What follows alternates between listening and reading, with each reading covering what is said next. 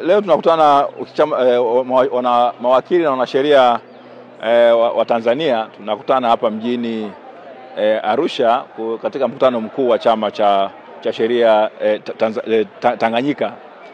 Ni mkutano ambao ni wa mwaka. Kwa hiyo tunakutana hapa wanasheria kwa muda wa wiki nzima, kuanzia ile Jumatatu mpaka siku ya Jumamosi. Jumatatu ile ya ilikuwa tarehe 7 mpaka tarehe 6 mpaka tarehe mpaka tarehe 10 ya mwezi wa 5.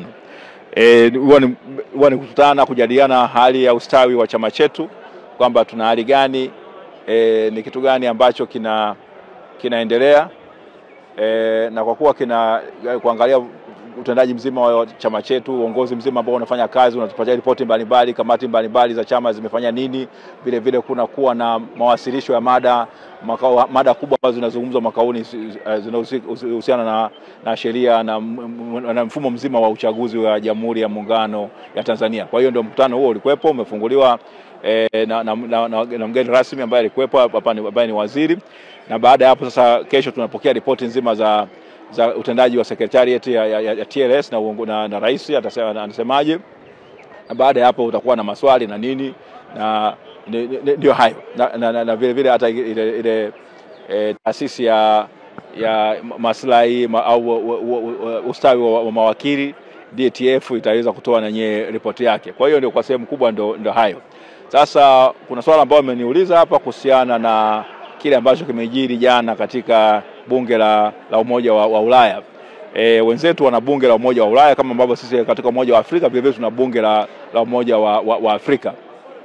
Sasa kulikuwa na azimio ambalo lilikuwa limewasilishwa pale kuhusiana na mwenendo mzima wa demokrasia nchini Tanzania, sana vile vile kuwekwa ndani kwa kiongozi wa Chama cha Demokrasia na Maendeleo ndugu Tundu Antipas Mugwai Lissu, ambaye yuko ndani kutokana na ameshtakiwa na makosa ya uhaini na vile vile makosa ya kuchapisha habari ambazo zisizokuwa sahihi katika mitandao.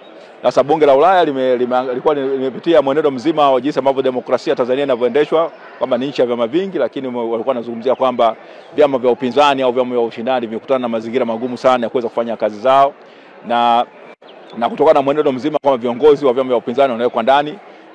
Ndugu Tundu Antipas Lissu amewekwa ndani na kushtakiwa mashtaka hayo ambayo wao wanaona sio sawa. Na kwa maana hiyo basi wakawa wanataka kuagiza serikali za jumuiya au za Umoja wa Ulaya, zile nchi wanachama wote waweze kufanya nini, wachukue hatua za kuweza kuwasiliana na serikali ya Tanzania kubana, ili iweze kuhakikisha nini, mashtaka dhidi ya Tundu Antipas Lissu yanafutwa, na kwamba serikali ya Tanzania inaheshimu mfumo wa demokrasia ya vyama vingi. Vyama vya siasa vinaruhusiwa kufanya kazi yake inavyotakikana. Chadema ambayo inaonekana kwamba imezuiwa kushiriki katika uchaguzi mkuu wa mwaka huu 2025 inaruhusiwa, na mabadiliko muhimu sana ambayo kufanywa katika sheria za mfumo mzima wa uchaguzi yanafanywa. Wazi maazimio haya yamepitishwa. Hii sio kitu cha ajabu. Wakati wa ule utawala wa Makaburu, nchi za Afrika zilikuwa zinakutana kama OAU, zinapitisha maazimio dhidi ya serikali ya Makaburu Afrika Kusini, dhidi ya serikali ya Rhodesia wakati ambao sasa ile ya Ian Smith, serikali mbalimbali zilizokuwa zinahusiana na Namibia wakati ile inaitwa Southwestern Africa, ambayo ilikuwa ni Namibia hivi sasa, na ilivyokuwa Ureno, ilivyokuwa Angola, zote Umoja wa Afrika ulikuwa ukipitisha maazimio hayo. Baraza Kuu la Umoja wa Mataifa vile vile katika Umoja wa Mataifa ilikuwa inapitisha maazimio kama hayo. Kwa hiyo hakuna cha ajabu katika iliyofanyika, lakini